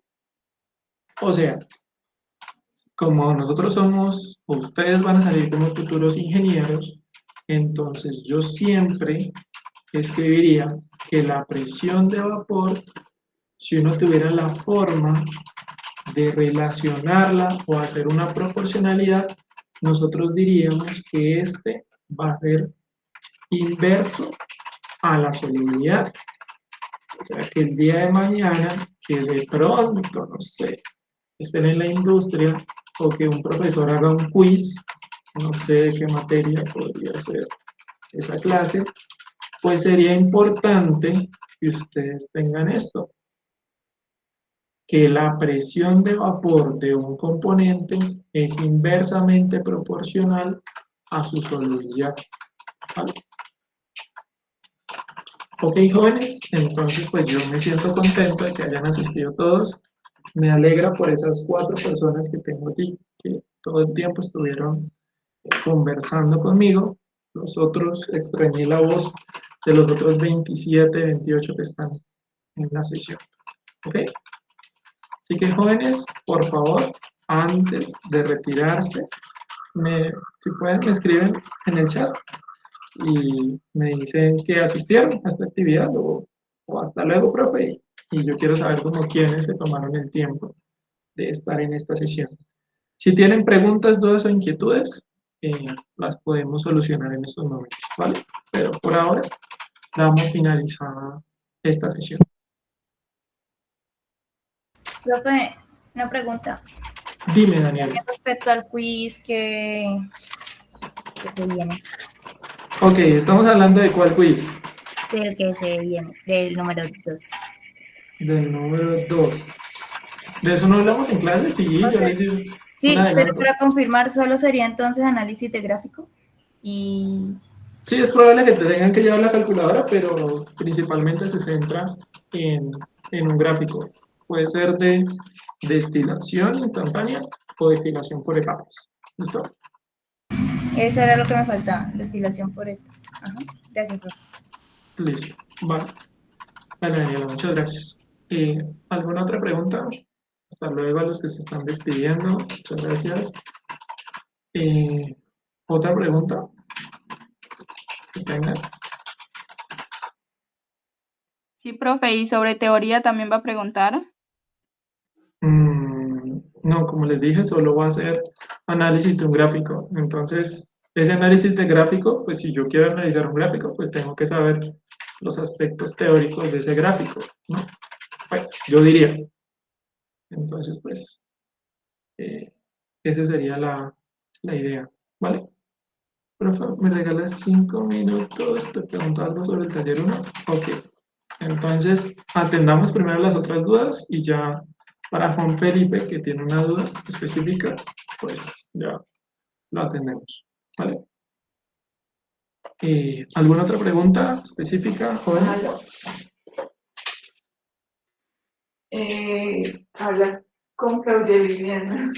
Sí. Listo, jóvenes, los que quieran se pueden retirar. El único que me dijo que tenía preguntas adicionales era Luis. ¿Vale? Que estén bien, jóvenes, que tengan un feliz día. Momento, profe. Hasta luego, chao, Ana. Cuídate. Ya entregué, estoy esperando ya, Dios mediante, entregar las evaluaciones para el 60.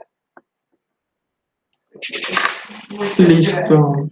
Entonces, Felipe, ¿me has hablado de algo? Sí. Sí. Sí, profesor. Dime, Felipe. Sino que yo tengo dudas con respecto al taller 1, el cuspejo de difusión, el punto 3 y el punto 6. Es que no los... El punto 3 es por lo que habla sobre la difusión en un cilindro, ¿no? Pero ahí no nos están dando ni el espesor, pero nos están dando el radio y la altura. Entonces yo necesitaba saber cómo puedo utilizar esos valores. Es que no los comprendo bien. Ok, es un trozo de zanahoria, puede asumirse como un cilindro, el cual tiene un radio de aproximadamente 2 centímetros y tiene una altura de 10 centímetros. Tiene 10 centímetros. Por la forma no me lo deja graficar. Ok, 10 centímetros.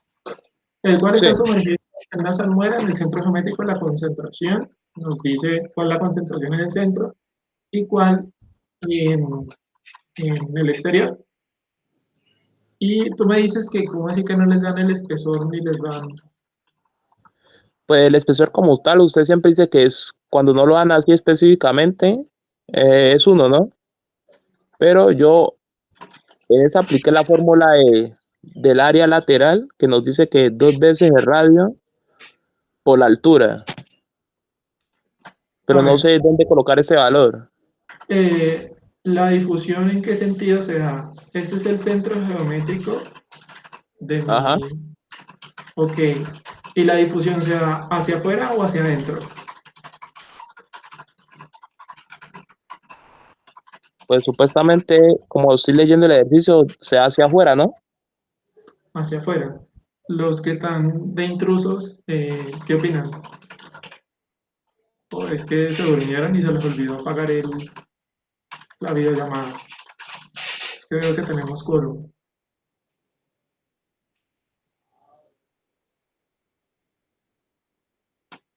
No, no, se hace adentro que diga. Ok, entonces Andrés dice que también tiene lado. Pero entonces, ¿por qué se hace adentro, Felipe? ¿Cómo? ¿Por qué se hace adentro?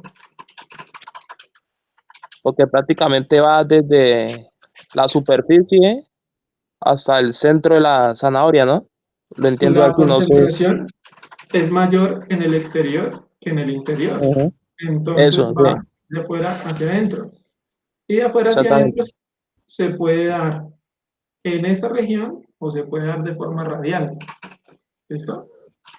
Sí. Ok, listo. Ok, y entonces, ¿qué más tenemos acá, Juan Felipe? Si en la transferencia de masa se está dando de forma radial o de forma vertical, ¿por dónde llega primero? ¿Por dónde tiene que recorrer más distancia? Ah, pues en la altura. Ok, entonces la altura va a tener una mayor resistencia que con respecto a esta sección radial. Es decir, tú podrías expresar la transferencia de masa o el flux de masa de forma radial o lo Ajá, podrías expresar de qué otra forma, vertical o axial, ¿listo? Y todos siempre tienen la misma forma. Difusividad, ¿por quién más? Diferencias en las concentraciones, ¿cierto? sí. Entonces, concentración 1 menos concentración 2. Ok. Y después está Sobre dividido espesor. por el espesor. Ok, de forma radial, ¿cuál sería el espesor? Ah, pues ahí sí sería el radio. Pero ahí se tomaría el radio o el diámetro. El radio, porque es que también puede ingresar desde aquí. La Ah, distancia entonces siempre que sería tiene que 2. recorrer es el radio. Ok, Ah, ya. si lo quieres hacer de forma axial, ¿cómo sería? Sería pues la difusividad Esto, por esto sería el igual, diferencial de concentración ok, sobre la altura. sobre la altura. Andrés te sapió en el chat. ¿Cuál no? Si todo ¿Qué? esto es la altura, ¿qué distancia Ajá. tiene que recorrer hasta el centro? La mitad de la altura, ¿no? Ah, H claro. dividido 2. Entonces, tú puedes calcular este y vas a ver que te dan diferente. Sí. Otra opción es decir que como esta figura realmente sea más rápida la transferencia, pues tú dices que esta, al ser más grande que el axial, pues tú solo calculas la radial. O puedes calcular las dos. Tú dices el flux total es Ah, la igual suma del radial a la radial más el axial. más la axial. ¿Listo? Ah. Listo. Siguiente Profe, ejercicio. pero no se multiplica por el área, la difusión No. por el área, por la concentración, la diferencia de concentración. Ok, entonces miremos. En la ecuación está el área cuando nosotros tenemos la difusividad.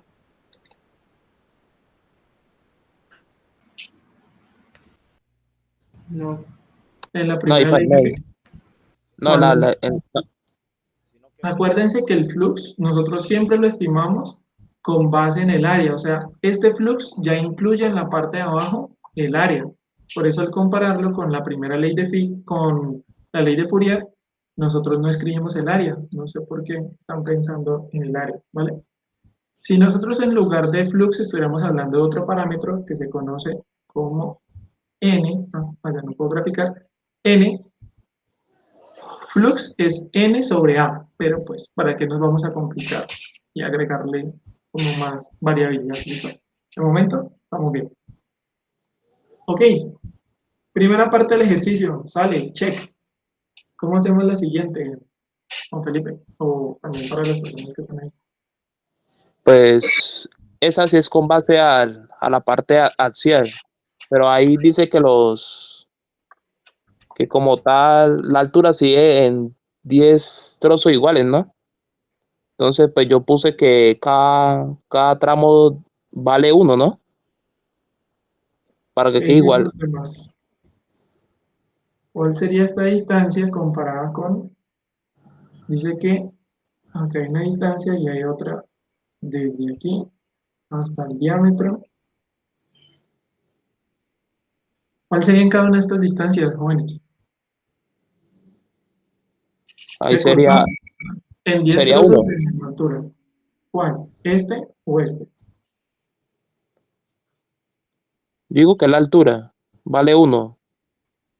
1 centímetro, siempre con unidades. 1 centímetro. Ajá, 1 centímetro. ¿Y el radio? ¿Cuánto es? Ah, no, pues sigue leyendo lo mismo. 2. 2 centímetros. Ok, Ujú. una pregunta. Entonces la transferencia de masa en esta ocasión, ¿por dónde sería más grande? ¿Por la altura? Desde Ahí, acá.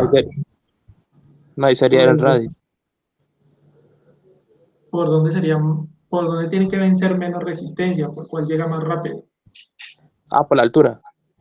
Ok, entonces el flux de forma axial sería igual a la difusividad por la diferencia de concentraciones, esa no cambió, pero ahora el espesor o la diferencia, ¿cuál va a ser?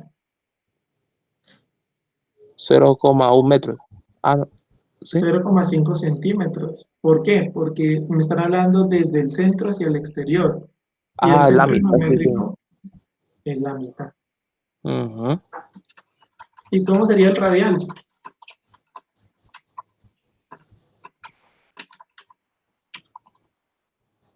Pues es el mismo del anterior caso, porque es que estas dimensiones no han cambiado. Sería la difusividad por la diferencia de concentración sobre la resistencia que tiene que vencer desde el radio hasta el punto cero. ¿Ok? Para eso está diciendo el ejercicio. Dime, Andrés. Profe, tengo una duda. ¿Podrías subir un poquito la voz? Es que casi no te escucho. Que tengo una duda con respecto a la diferencia de concentraciones. Usted dice que concentración 1 menos concentración 2, pero pues uno siempre lo ha estudiado, se lo ha aprendido que concentración 2 menos concentración 1, eso no importa. Ok, entonces, esa pregunta está orientada. Yo siempre escribo, o cuando estoy tratando de hacer el ejercicio, uno que tiende a hacer. Uno cuando habla de esta de concentraciones, uno siempre pone C2 menos C1. ¿Listo? Pero en clase, la mayoría de ejercicios o la idea la cual tenemos nosotros es que siempre C1 es mayor que C2. ¿Qué quiere decir? Que la diferencia o la transferencia de masa siempre se da del más alto al más pequeño. ¿Listo? Ahora, Andrés, si nosotros estamos haciendo esta resta, C2 menos C1, esto nos va a dar mayor, menor o igual que 0.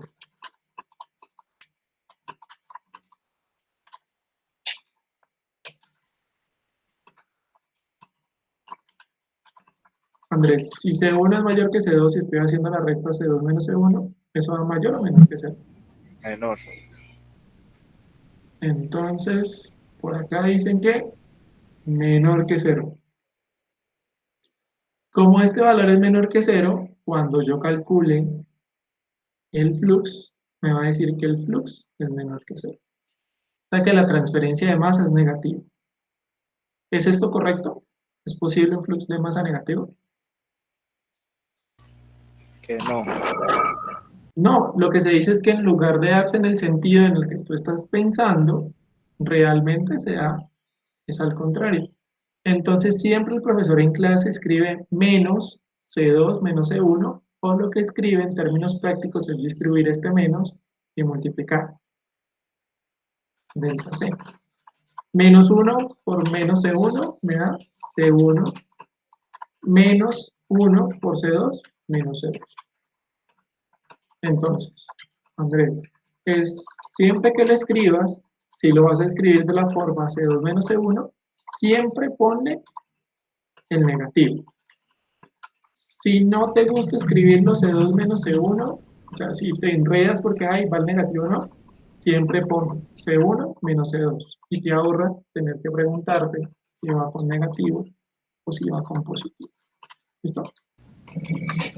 Es por eso utilizando el menos del coeficiente difusivo en la fórmula, ¿cierto?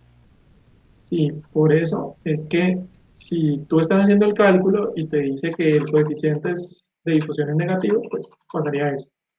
Aquí lo que te están dando no es que sea negativo, es que te dicen que el coeficiente es 10 a la menos 9 metros, ¿vale? Entonces, es como si aquí estuviera esto. Ah, ve, no lo hizo. Ya, a la menos 9 y después metros está al cuadrado sobre segundo. Listo. Juan Felipe, ¿tienes otra pregunta? Y la otra es el ejercicio, el último, el 6, que lo estaba haciendo, pero Ok, dime hasta dónde llegaste, qué hiciste, porque pues tampoco la idea es hacer el ejercicio, ¿vale? no, como no. Dime, Juan Felipe. ¿Qué duda tuviste En del el ejercicio? 6, en el 6 pues yo hice que, pues como un problema de gas ideal prácticamente, yo apliqué esa fórmula que estamos viendo en clase que es N sobre N sobre B. B. Entonces yo cogí los 150, que Ok, es 150 milímetros de mercurio. Busqué la relación LR, que es la constante de los gases, que está en milímetros de mercurio, ok. que era 62,363, y lo multipliqué por la temperatura, que siempre es a temperatura constante, ¿cierto? Que diga a Sí, temperatura ambiente, que es gradualmente. 298,15. Ok. A ver, yo que te sugeriría siempre, Sí. Juan Felipe, primero transforma porque las unidades de R yo siempre se las voy a dar en unidades internacionales. Las unidades de Ajá. R están en, esto está en Julios sobre mol Kelvin, ¿cierto? Ujú. Por eso. Entonces, estos Julios son unidades internacionales. Cuando tú tienes la presión, generalmente la presión de los gases, como son tan bajas, uno las calcula en milímetros de mercurio. Sí, Yo yo la quería, busqué en milímetros de mercurio también, pero el si tú R. cambias este R a milímetros de mercurio, es muy probable que este también te cambie, ¿o no? ¿No te cambió? Si te Pues acostumbras la por eso verdad, ¿no? mismo, si te Me queda acostumbras a metodología, te vas a complicar mucho cuando llegue un parcial que pueda tener un ejercicio de este tipo. sí. Porque para mí me es más conveniente pasar esto a pascales y después utilizo la R que todos conocemos, ¿sí? que es Sí. 8 punto, creo que es 314. Y esto está en Julio sobre mol y Kelvin, tiene por acá. ¿Listo? Yo lo Ujú. primero que haría es pasar cada una de estas presiones a pascales y después sí uso la ecuación, pero si me acabas de decir esto, pues yo diría que el ejercicio lo hiciste bien. No entiendo cuál sería la, la Sino pregunta. que me preguntan, es que, es que mira que en la parte de abajo dice que, sin embargo, la tubería se averió y se reemplazó por una del mismo calibre, pero 30 centímetros más largo, ¿no?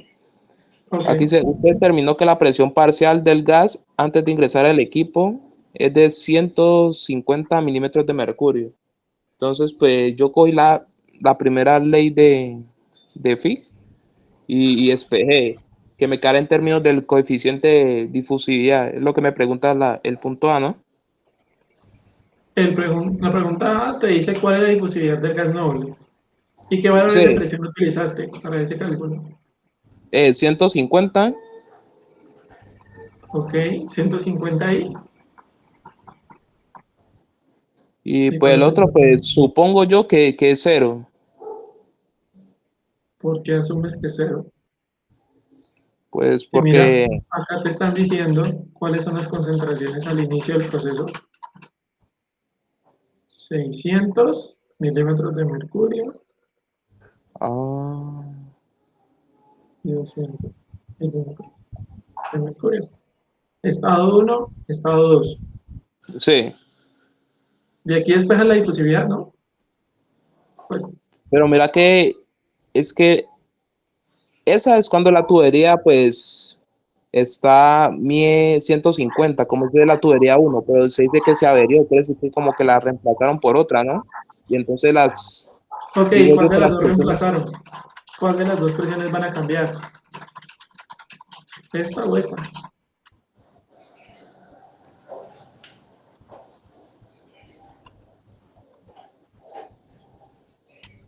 pues yo creería que es la primera, ¿no? Al ingresar El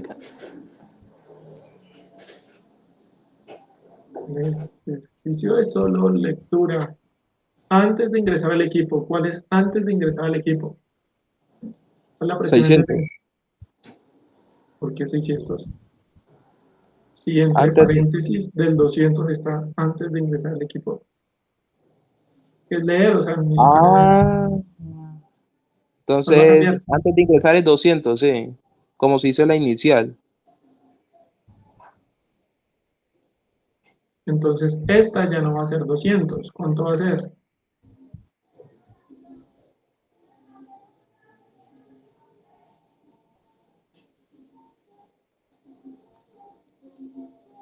¿Cuánto va a ser? 150. Ah, Con estas dos primeras, ¿qué calculo, Juan Felipe? pues como cuando el tubo medía 150 centímetros. Ok, pero ¿qué calculo ahí? ¿Cuál sería mi incógnita? Y sería ¿cómo es que llama eso? El flux. Porque si te dicen que, mira lo que dicen, el flux en esta configuración es de tanto, ¿qué te falta? La difusividad que diga Difusividad. en AVE. Ok, con base en esta nueva configuración, el equipo cuenta con el flux mínimo.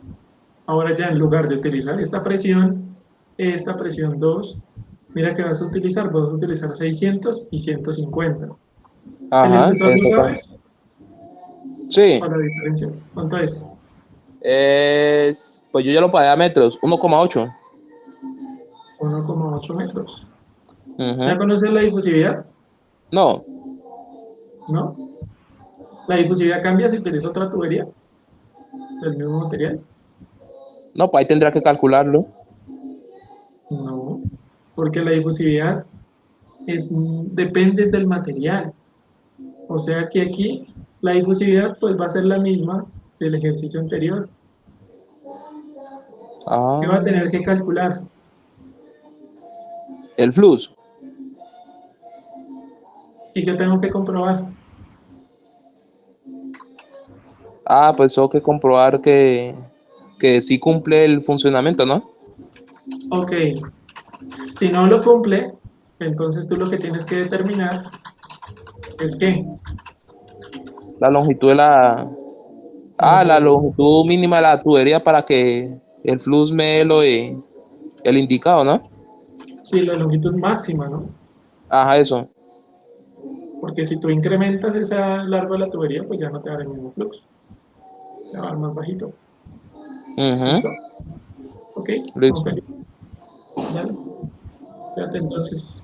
Que estés bien, Juan. ¿No tienes ninguna otra duda? No, eran las dos más que todo. Muchas gracias. Ah, bueno, que estés bien. Hasta Listo, luego, gracias. Luis. Hasta luego, Juan, Felipe. Que estén bien. Buenas noches.